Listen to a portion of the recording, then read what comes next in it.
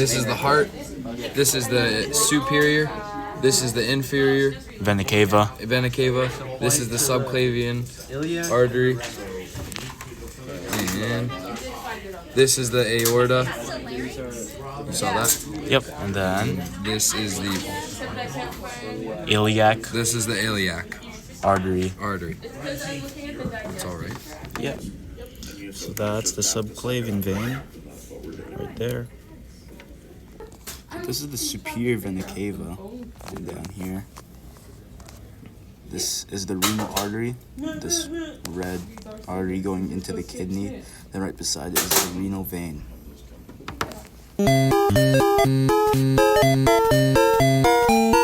This is the tongue. This whole region is the pharynx. This is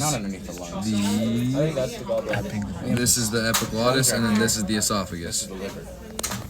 Open wide. Okay, so the passage of food from the lips to the anus. So food is put in the mouth, it's chewed by the teeth, it's mixed with saliva with the help of the tongue, and it's swallowed. The food goes through the pharynx, passes the epiglottis, goes through the esophagus, which is this little soft tube right behind the trachea. This goes all the way down into the stomach. This is the pancreas. There's a bunch of acid in the stomach, which turns the food into chyme. The chyme passes into the duodenum, which is connected into the stomach. I'm not sure where it is. There it is. So part of the small intestine that's connected to the stomach. There it's met with bile from the gallbladder, pancreatic juice, which neutralizes the acid. And then it passes through the small intestine, where it's further broken down and absorbed by the villi on the intestinal wall. And finally, the indigestibles go through the large intestine, which is... All this green stuff is the large intestine. This is the anus. And all, like, this area is the pancreas, right? No, that's the rectum.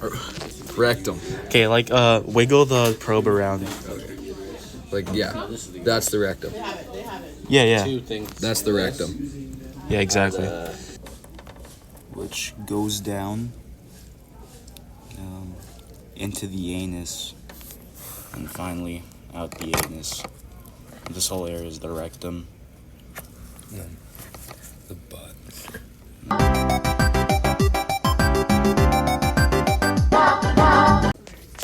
Okay, the path of the egg from the ovary to implantation. So that's the ovary right there. A primary follicle in it creates a primary oocyte with 46 chromosomes. It then goes through meiosis 1 to become a secondary oocyte with 23 chromosomes and a polar body.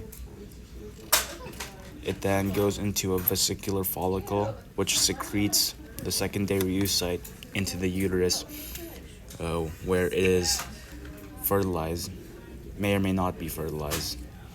And if it is, the sperm enters the secondary oocyte, making it go into second meiosis, where the nuclei of the sperm and the oocyte fuse, resulting in a zygote with 46 chromosomes. And then the zygote grows into an embryo in the uterus. 9 months later, boom. So after the vesicular follicle secretes the oocyte, it turns into a corpus luteum, which produces progesterone and some estrogen. If fertilization does not occur within 10 days, it shrivels up and dies.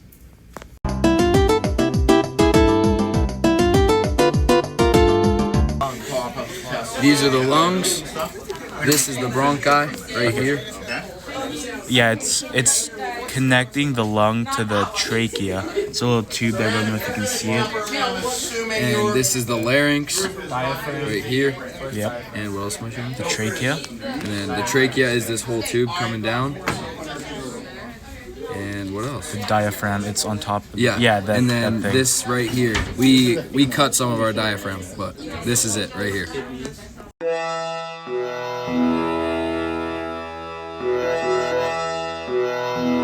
This here's a kidney. It filters out your blood. It filters all of it really quick, actually. And this is your ureter. It takes whatever your kidney filters out, including urea, uric acid. Depending if you have too much, say, glucose in your bloodstream, it's gonna filter it out. It's gonna go through here. It's gonna enter the bladder, which is this little sac right here. And it's gonna be stored until you pee it all out. And at that point, the sphincters here are gonna relax. The urine is gonna go through the urethra, then exit out through the urethral opening around over here.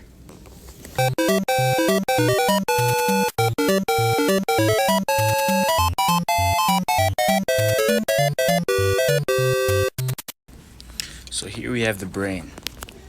This, the biggest part, is the cerebrum. It integrates sensory input and commands voluntary motor responses. It's divided into the left and right cerebral hemispheres, separated by the longitudinal fissure. It has an outer layer of gray matter, and the basal nuclei integrate motor commands. On the back side here, we have this cerebellum. Under the occipital lobe of the cerebrum, which is this part, separated from the brainstem by a fourth ventricle, and it's made of mostly white matter. It receives sensory input from body and position from the body and the position of body parts, and it sends motor signals to produce smooth coordinated movements, for example, playing piano. And on the underside,